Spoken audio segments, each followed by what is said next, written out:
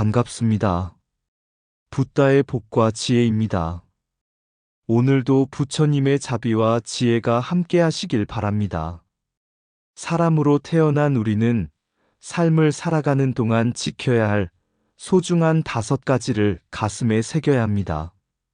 숙지만족의 마음으로 작은 것에도 감사하며 구덕비교 타인의 지혜로 남과 나를 비교하지 않는 평온함을 배웁니다. 옛사람의 지혜와 자취를 소중히 여기는 존중고인족, 그리고 스스로를 돌아보며 참회하는 자가반성 참회의 자세를 통해 우리는 진리를 향해 나아갈 수 있습니다. 마지막으로 가석초ным, 즉 잠깐의 시간도 헛되이 보내지 않는 부지런함으로 오늘을 살펴야 하겠습니다. 부처님께서는 만족하는 마음이 욕심을 멀리하게 하고 비교하지 않는 마음이 우리를 고요하게 한다고 가르치셨습니다. 또한 스스로 반성하며 참회하는 마음이 우리를 참된 깨달음으로 인도한다고 하셨습니다.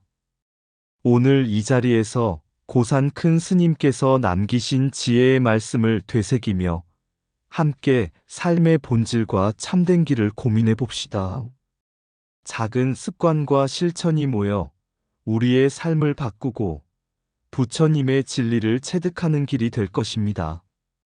여러분, 오늘 하루도 부처님의 말씀을 마음에 새기며 사람으로 태어난 귀한 시간을 잘 쓰고 더 나은 삶을 향해 나아가시길 바랍니다.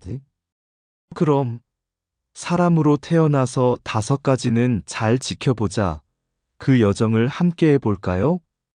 옛날 어느 산속 절에 참선 수행을 하던 스님 한 분이 계셨습니다.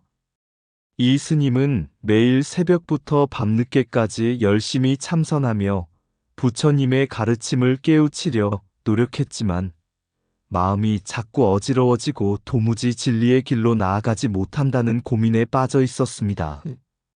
어느 날 스님은 근처 마을로 탁발을 나갔다가 허름한 옷을 입은 한 농부를 만났습니다.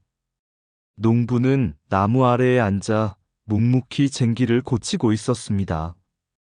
스님은 그 모습을 보고 다가가 인사를 건넸습니다. 농부님, 이렇게 더운 날에도 쉬지 않고 일을 하시는군요. 무엇을 위해 이리도 애쓰십니까? 농부는 미소를 지으며 대답했습니다. 스님, 사람으로 태어났으니 5가지는 잘 지켜야 하지 않겠습니까? 그저 그 가르침대로 살 뿐입니다. 스님은 놀라며 물었습니다. 5가지라니요? 그것이 무엇입니까? 농부는 쟁기를 고치던 손을 멈추고 스님에게 천천히 설명했습니다. 첫째, 만족하는 마음으로 작은 것에도 감사해야 합니다. 그러면 욕심이 사라지고 마음이 고요해집니다. 둘째, 남과 자신을 비교하지 않아야 합니다. 비교하는 마음은 괴로움을 부르니까요. 셋째, 옛사람의 지혜를 존중해야 합니다. 그들의 경험에서 배운다면 길을 헤매지 않을 것입니다. 넷째, 스스로를 돌아보며 잘못을 참회해야 합니다. 참회 없는 삶은 돌이킬 수 없는 길로 이끄니까요. 마지막으로 시간을 소중히 여기며 부지런히 살아야 합니다. 사람의 생은 짧고 귀하니 헛되이 보낼 시간이 없습니다. 스님은 그 말을 듣고 큰 깨달음을 얻은 듯 고개를 숙였습니다. 농부님, 제가 그동안 불안하고 방황했던 이유를 이제 알 것 같습니다. 제게 그 5가지를 지키지 않는 마음이 있었던 것입니다. 농부는 고개를 끄덕이며 말했습니다. 스님, 부처님께서는 우리에게 지키기 어렵지 않은 길을 알려주셨습니다. 그러나 그 길을 끝까지 따르는 것은 스스로의 결심과 노력이 있어야만 가능합니다. 그날 이후 스님은 농부가 말한 5가지를 매일 마음속에 새기며 수행했습니다. 더 이상 마음이 흔들리지 않았고 어느새 그는 깊은 깨달음의 경지에 이르게 되었습니다. 사람으로 태어난 우리는 작은 감사와 반성, 그리고 부지런한 삶으로 부처님의 진리 안에 살아갈 수 있습니다. 그 길이 바로 행복으로 가는 길입니다. 옛날 부처님께서 기원정사에 머무실 때 한 청년이 찾아와 인생의 괴로움과 불만을 호소했습니다. 그는 가진 것이 많았지만 늘 더 많은 것을 바라며 남들과 비교하고 자신을 비하하느라 괴로움에서 벗어나지 못했습니다. 청년은 부처님께 물었습니다. 세상은 저를 위해 아무것도 해주지 않는 것 같습니다. 왜 저는 늘 부족하고 불만족스러운 삶을 살아야 합니까? 부처님은 청년을 가만히 바라보시더니 이렇게 말씀하셨습니다. 너는 5가지를 알고 실천해야 한다. 그것은 만족, 비교하지 않음, 옛 지혜 존중, 반성, 그리고 시간을 소중히 여기는 삶이다. 내가 들려줄 이야기를 잘 들어보거라. 한 어부가 있었습니다. 그는 강가에서 매일 물고기를 잡으며 근근히 살아갔습니다. 어느 날 왕이 강가를 지나며 그를 보고 말했습니다. 네가 가진 배와 그물을 내게 판다면 너를 위해 큰 배와 좋은 그물을 주겠다. 어부는 고개를 저으며 대답했습니다. 저는 이미 제게 필요한 것을 가지고 있습니다. 더 많이 가지려 하면 욕심이 생기고 욕심이 생기면 삶이 복잡해질 것입니다. 부처님께서 말씀하셨습니다. 만족을 모르면 세상을 다 가져도 부족하다. 하지만 만족을 아는 이는 작은 것에도 넉넉하다. 한날 2제자가 부처님께 와서 서로를 비교하며 말했습니다. 저는 이 친구보다 수행을 잘하고 더욱 정진하고 있습니다. 아닙니다. 제가 이 친구보다 더욱 부지런합니다. 부처님은 그들에게 물 한 그릇을 가져오게 하셨습니다. 그리고 말씀하셨습니다. 이 물을 보고 누가 더 깨끗하다고 말하겠느냐? 물은 스스로 맑아지는 것이지 다른 물과 비교되지 않는다. 수행 또한 마찬가지이다. 자신만의 길을 걸으라. 어느 제자가 부처님께 물었습니다. 세상에는 스승 없이도 깨달음을 얻을 수 있지 않습니까? 왜 과거의 가르침을 따르는 것이 중요합니까? 부처님은 나무 아래 앉으시며 이렇게 답하셨습니다. 옛사람의 지혜는 뿌리와 같다. 나무가 뿌리를 잃으면 시들고 강이 근원을 잃으면 말라버린다. 옛사람의 가르침을 따르는 것은 길을 잃지 않게 해준다. 어느 날 한 제자가 부처님께 나아가 말했습니다. 스승님, 저는 남의 잘못을 보면 참을 수가 없습니다. 어찌해야 합니까? 부처님은 빗자루를 주며 말했다. 마당을 쓸어라. 그러나 먼저 내 방 안을 쓸고 오너라. 제자는 방 안에 들어가고서야 먼지와 어지러운 모습을 보고 크게 깨달았습니다. 부처님은 말씀하셨습니다. 남의 잘못을 보기 전에 스스로를 돌아보아라. 참외는 내면을 맑게 하고 내면이 맑아야 세상을 바르게 볼 수 있다. 부처님은 한 농부를 보고 물었습니다. 왜 새벽부터 밤까지 쉬지 않고 일하는가? 농부는 웃으며 답했습니다. 사람의 삶은 짧으니 씨앗을 심지 않으면 수확할 것이 없습니다. 오늘을 헛되이 보내지 않으려 합니다. 부처님은 제자들에게 말씀하셨습니다. 시간은 강물처럼 흘러간다. 그것을 멈출 수는 없으나 흐름을 따라 뿌릴 것을 뿌리면 삶은 헛되지 않을 것이다. 부처님께서 이야기를 마치자 청년은 고개를 숙이며 말했습니다. 제가 세상의 부족함만을 보며 진리에서 멀어져 있었음을 이제야 깨달았습니다. 부처님은 미소 지으며 말씀하셨습니다. 5가지를 실천한다면 너는 오늘부터 더 이상 방황하지 않을 것이다. 사람으로 태어난 길을 제대로 걷는 첫걸음이다. 만족을 아는 이는 작은 것에도 넉넉하고 욕심 많은 이는 세상을 다 가져도 부족하다. 남과 나를 비교하는 마음은 평화의 적이다. 각자의 길을 걸으라. 옛사람의 지혜는 나무의 뿌리와 같다. 뿌리를 잃은 나무는 오래 견디지 못한다. 참된 수행은 자신의 내면을 쓸고 닦는 데서 시작된다. 시간은 강물처럼 흐르니 오늘을 헛되이 보내지 말라. 만족은 행복의 시작이며 욕심은 괴로움의 씨앗이다. 지혜는 비교에서 오는 것이 아니라 스스로를 돌보는 데서 온다. 스스로를 반성하고 참회할 줄 아는 이는 마음의 평화를 얻는다. 옛 가르침을 본받는 이는 길을 잃지 않고 새로운 지혜를 창조한다. 헛된 시간은 다시 오지 않는다. 오늘의 씨앗이 내일의 열매다. 남의 잘못을 보기 전에 자신을 돌아보라. 참된 깨달음은 내면에서 시작된다. 비교는 탐욕을 낳고 탐욕은 괴로움으로 이어진다. 스스로의 길을 걸으라.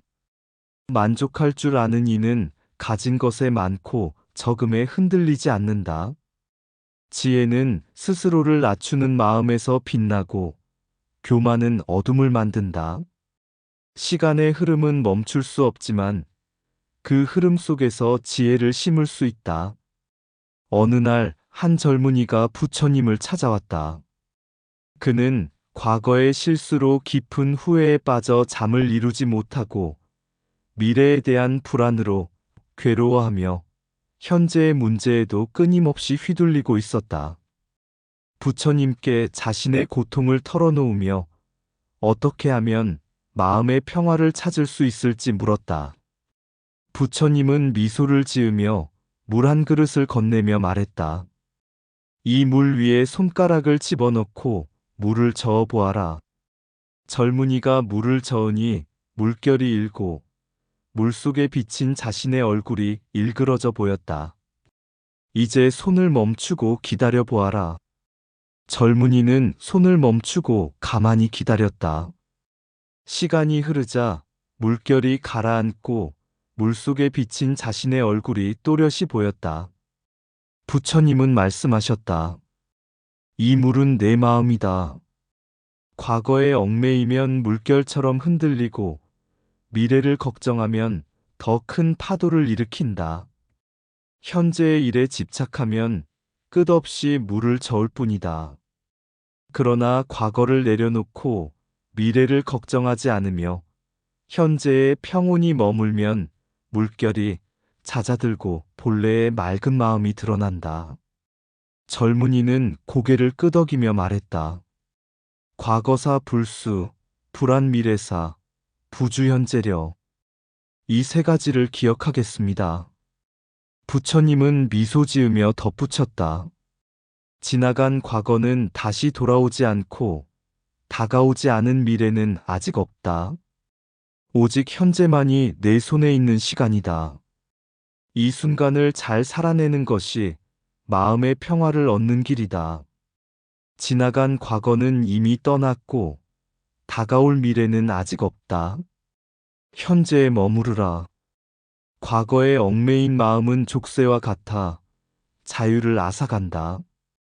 걱정은 닥치지 않은 미래를 먼저 불행으로 물들일 뿐이다. 마음은 물과 같아 흔들릴수록 진실된 모습이 보이지 않는다. 과거의 실수는 놓아버리고 현재를 새롭게 살아가라. 미래에 대한 불안은 내일의 문제를 오늘로 가져오는 어리석음이다.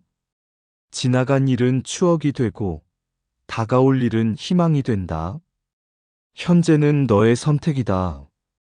마음의 평화는 과거를 끊고 미래를 걱정하지 않을 때 찾아온다. 지금 이 순간이 가장 소중한 시간임을 깨달아라.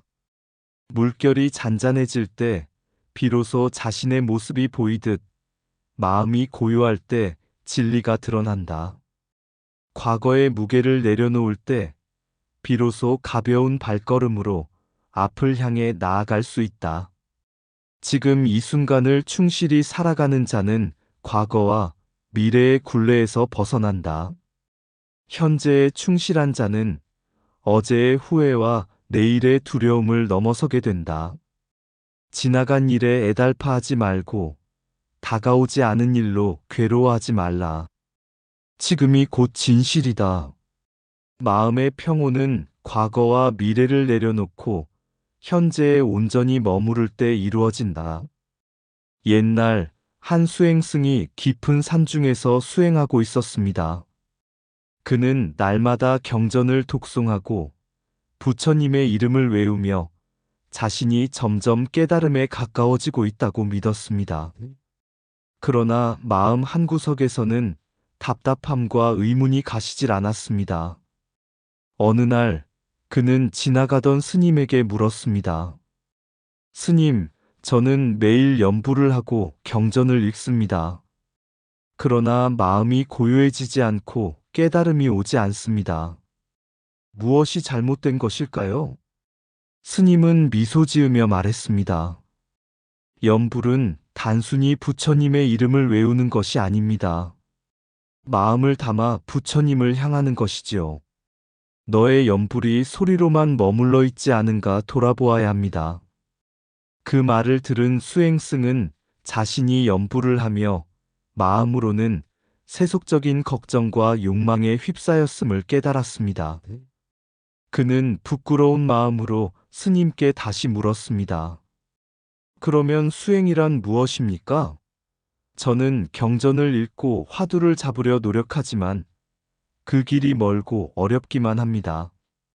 스님은 조용히 대답했습니다. 수행은 단지 경전을 읽고 화두를 붙드는데 그치지 않습니다.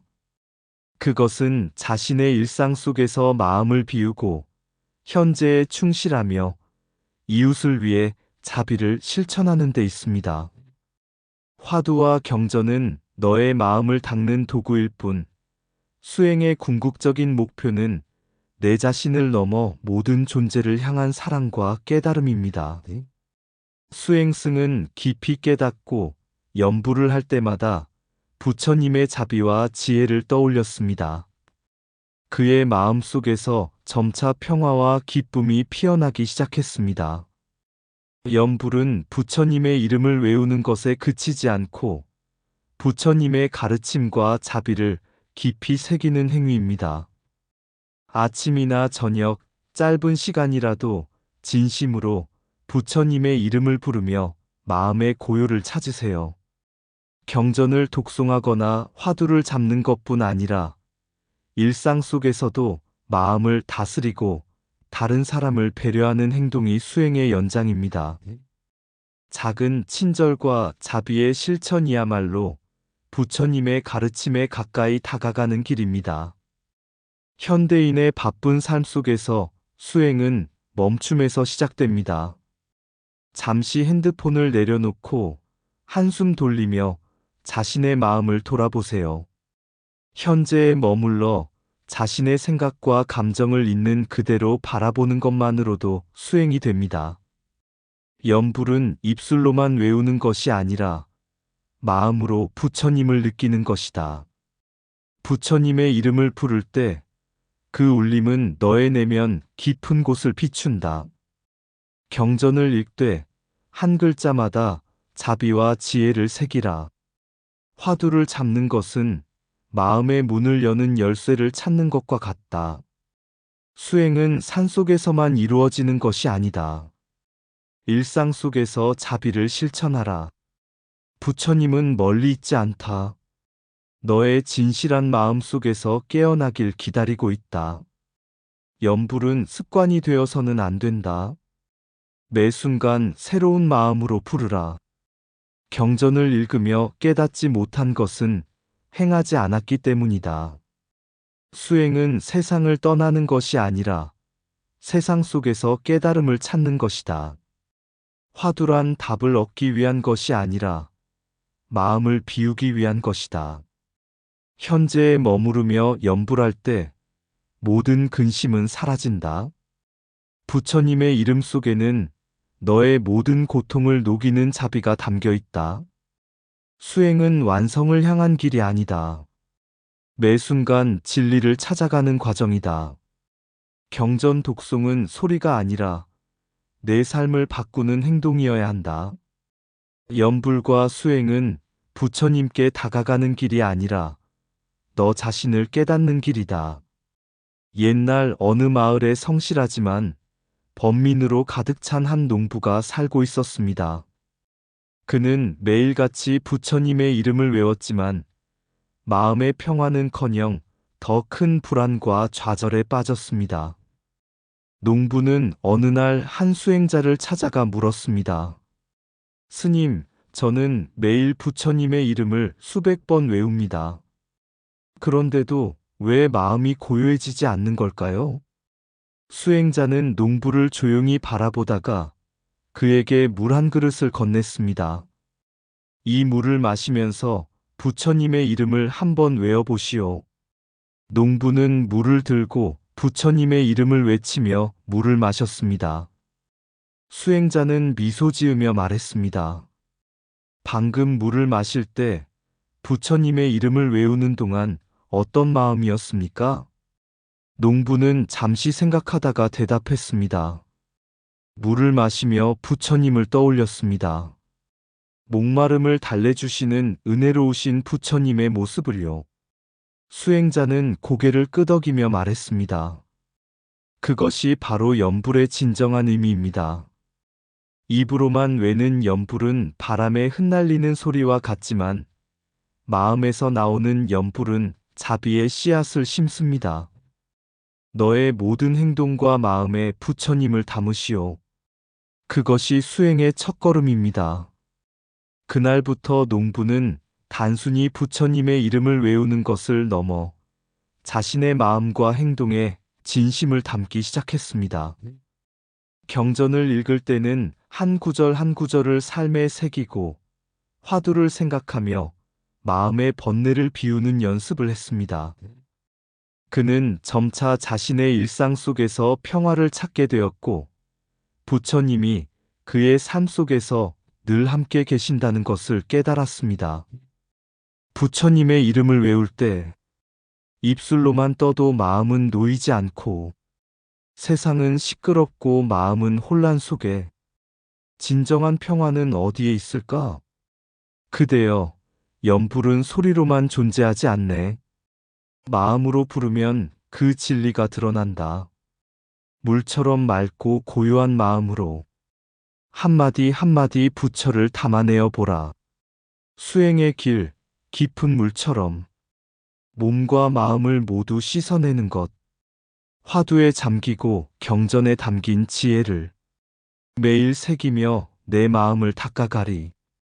현대인의 삶 속에서 어지러운 세상에 휘둘리지 않고 부처님의 가르침을 따라 매 순간 진정한 평화와 만나는 길, 매일의 염불 속에서 깨닫고 소리 없이 실천하는 그 길을 마음속 깊은 곳에서 찾으면 그곳에서 부처님이 나와 함께 계시리. 부처님의 가르침, 그 진리의 길은 말로 전할 수 없는 깊은 평화, 내 마음속, 내 삶 속에서 그 길을 따라 걷는 것이 수행이라. 이상 붓다의 복과 지혜였습니다. 오늘도 복지 구족한 날 되세요. 구독과 좋아요는 붓다의 복과 지혜를 밝히는 큰 자비의 등불이 됩니다.